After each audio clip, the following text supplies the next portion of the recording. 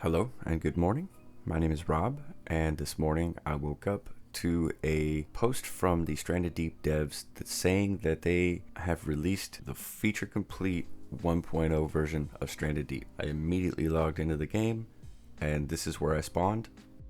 What you are seeing is one of the worst glitches in Stranded Deep, when your boxes desync with your save game and float and disappear and move, and sometimes come back months later.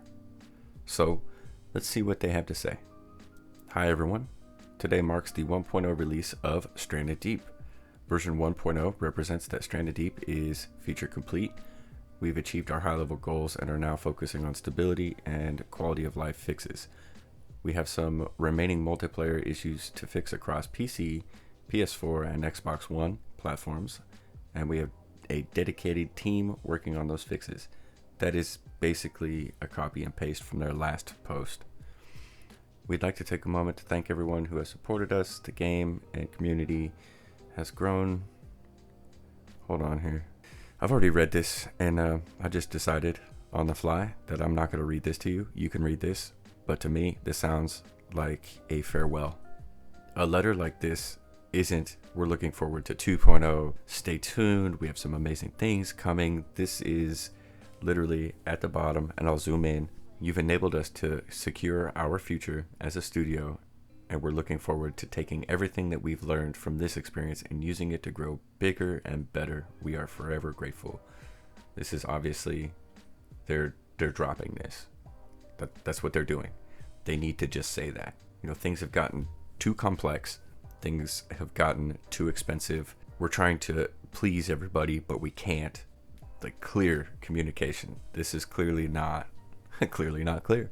So, moving on, let's skip this shit and go to the bug fixes. This is what we all came for. Bug fixes. Fixed host and or host client crashing when returning to the main menu after completing the endgame scene. So you have to reset that game after you beat it. So what? Not that big of a deal. There are bigger fish to fry. Fixed creative and passive game modes resetting when loading saved game. That's actually good. I've seen a lot of complaints about that. A friend of mine was actually really frustrated, really pissed off about that. So that's a good one. Fixed watch not showing correctly on Apple M1. I just don't care about that either. Fixed Steam not initialized errors when launching Mac operating system app outside of Steam. So they did some Apple Macintosh patches. Fixed null session ID displaying for client. I've never seen that. Fixed some German and Russian localizations. Okay. Fixed missing localization terms. Okay. Changes. Added native Apple One M1. Again, doesn't really apply to many people I know. Added Metal Graphics API support for Macintosh. Change crafting menu required crafting level label color to red to make it clear that it is a missing requirement. Let me show you what that means. On the left is pre 1.0, and you see where the arrow is pointing. Level 4 is required to make a barrel raft base. On the right is 1.0. Level 1 is now red. Not a big change. Harder to see, actually. Thanks for nothing.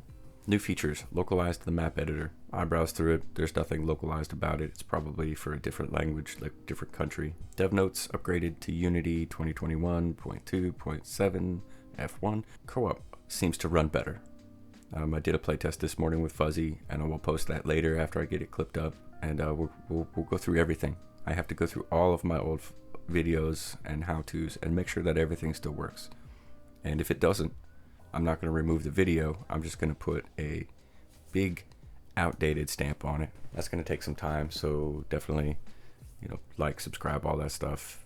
Stay tuned. I'm going to go through all of it. Let's read some comments. Version 1.0 co-op finally works. Thanks, I guess. I'm not going to read it all. You can go to Steam or the forum and see this. Basically, today, the update 1.0 released, we can finally host our worlds again. That's good news.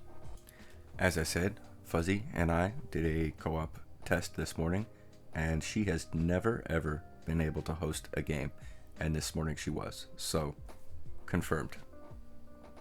I loved this reply on the Stranded Deep forum from Felice, and I couldn't have said it better. As a fellow commercial game dev, 20 plus years, I have to disagree with what you're doing here. You're saying this is your 1.0, your quote-unquote release version, because you're feature complete, though you need to finish with stability and quality of life issues. That is not what a release version is. That is exactly the definition of the beta phase. Feature complete with bugs yet to fix. And after the beta phase, you start creating release candidates to see if you've truly hammered out all the bugs. When it seems like you have, you release your final, clean, quote-unquote release candidate as your actual release version. This muddying of terminology is not good for our industry. It's not friendly to the players, consumers. Please don't do it this way. Your game has always intrigued me, and I look forward to playing it eventually when people stop giving it negative reviews on Steam, but this is not encouraging. I couldn't have said it better. From a professional, this is what you want to hear. I mean, I'm not a professional. I just know a lot about Stranded Deep. That's all. Good on you. Cheers, Felice. As a matter of fact, Felice made an account to say that. Cheers to you on that one. There is also a separate post for console that I would be a bad person if I excluded. Hi everyone, with the release of 1.0 on PC today, I wanted to give an update on the console versions. We have some remaining multiplayer bugs to fix on console platforms. We are prioritizing these based on which issues affect gameplay the most, and we have a dedicated team working on fixing these. The version 1.0 release on PC represent that the game is now feature complete on all platforms. The item pile feature from the PC version is currently missing in the console version, but we will be adding this as soon as possible. That's great news. How about you add eggs into PC and a better tool belt? Fucking useless thing. We're working on getting an update out ASAP, but we don't have an ETA.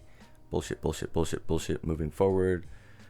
They're going to work on improving our communication, and we'll see about that. We'll be checking in more regularly, and I'll be working with Claire. My hat is off to Claire. Claire is a saint to me. She puts up with so much shit. Cheers to you, Claire.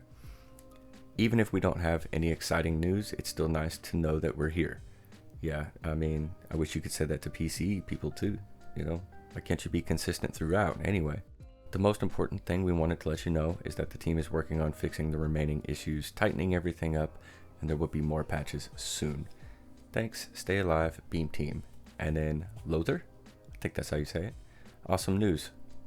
Will there be a patch notes list available? Yeah, that's a good question. There are no patch notes for console. There's no updates. There's no nothing. There's just a bunch of bullshit. What do you guys think? What are your thoughts? I am less than impressed. I am disappointed. I am honestly a bit insulted. However, they took on a big burden with co-op, and it's going to bring a lot of people. It has to be good. So anything they do to fix co-op is going to be good. They have to. It has to function. And the game wasn't designed to have a co-op. It's something they added later, so of course it was going to break the game. Anyway, cheers, GG, like and subscribe. Go ahead and join the Discord. We can talk about this some more. We can talk shit, play some games, whatever. It'll be fun. And appreciate you guys, and definitely stay tuned because I have a lot of things to go through, and there will be many updates to come. Thank you for being here. Appreciate you. Cheers. Have a good day.